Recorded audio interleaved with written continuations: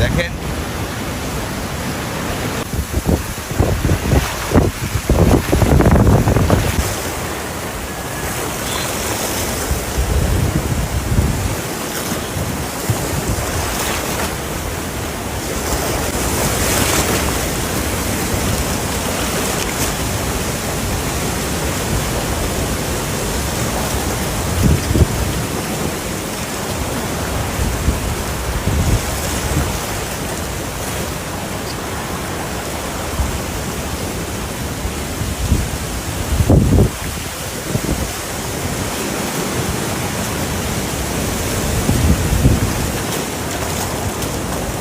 সব ডুবে গেছে না?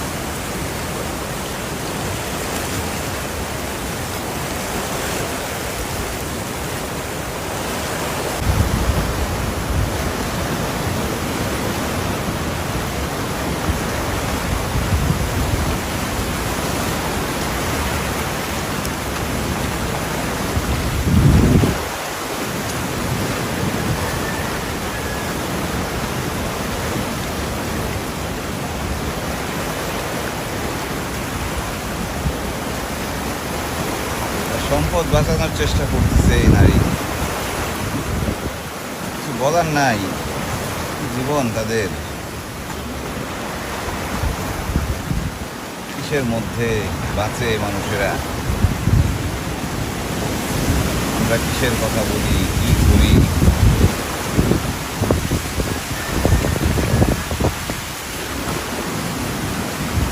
দেখেন হাল ছাড়বেন না, উনি হাল ছাড়বেন না কিছুতেই না। ওই যে সামনে পশুর নদী দেখেন,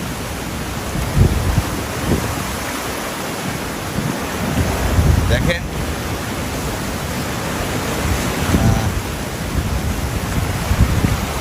এবার বাড়িতে গেলেন উনি। হ্যাঁ, কি জীবন এটা!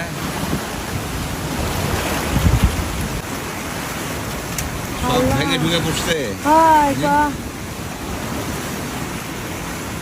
আপনার ঘর কোনটা? ওই পাশে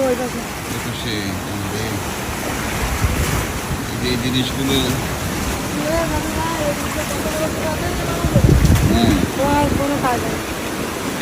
এরকম হয়নি আগে না, এতটা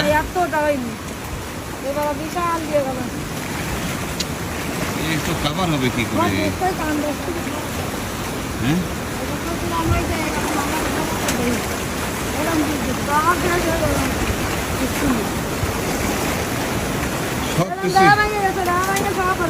সবকিছুই তো ঘরের মধ্যে নাকি? ঘরের বেড়া ভাঙিয়ে সব টেবিল, বই খাতা সব, রাজুর আয় পরীক্ষার বই খাতা সব শেষ হয়ে গেছে। সব শেষ হয়ে গেছে। সামনে পরীক্ষা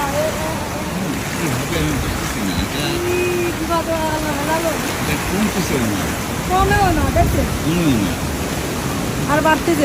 আমার মনে হয় মৌজাটা লাইন নেই, ওনার কোনো লাইন নেই, নিচে আনো এই পানি এত পানি উঠছে আগে দিকে? এরকম ওঠেনি জীবনে, দেখেন না। আল্লাহ আমাদের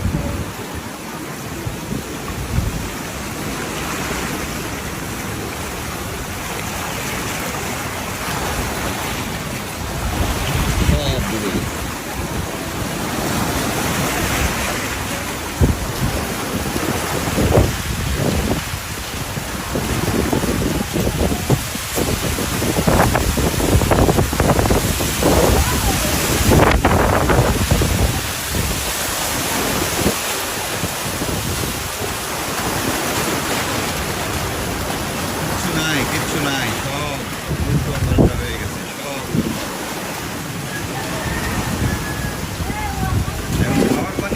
এদিকে চিন্তা করতেছি, এদিকে খাবার পানি দরকার, প্রচুর খাবার পানি দরকার। এই পরবর্তী সময়ে এই যে সমস্ত পুকুর ডুবে গেছে,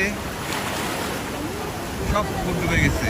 এখানকার মানে নদী, এই লবণ পানি এবং পুকুর, যে কটা মিষ্টি পানির পুকুর, আমার মনে হয় যে একটা থেকে নাই, সব লবণ পানিতে পড়ে গেছে। কী হবে? লবণ পানির কী হবে এখানে?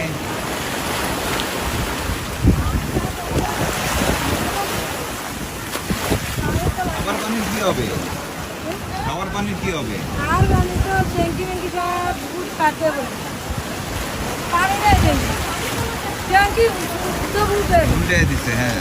ছোটবেলাটা শেষ করে দিতে হবে। ট্যাঙ্কি তো আর খুঁটি দিয়ে বান্ধা না, না এমনি রাখা আর কি। হ্যাঁ, ওই নতুন দিল সেটাতে এমনি রাখে না। বুঝতে পারছি। তোর ভাই মৌজাল দিয়ে গেছে নিয়ে তো মৌজাল দিয়ে গেছে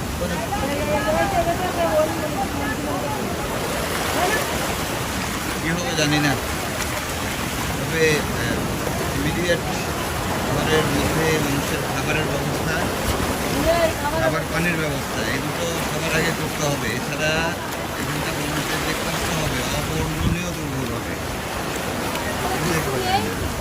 ঘরটা খালি আছে খালি আমাদের মৌজাল গাছও ঘরে খোলে খালি ঘরটা ফেরি মাটি কুটি কিছু নেই, সব চলে গেছে। আমরা এখন খুব কষ্টে আছি, আমার ঘরের জিনিস সব ওই পাশে সব বাড়িয়ে গেছে।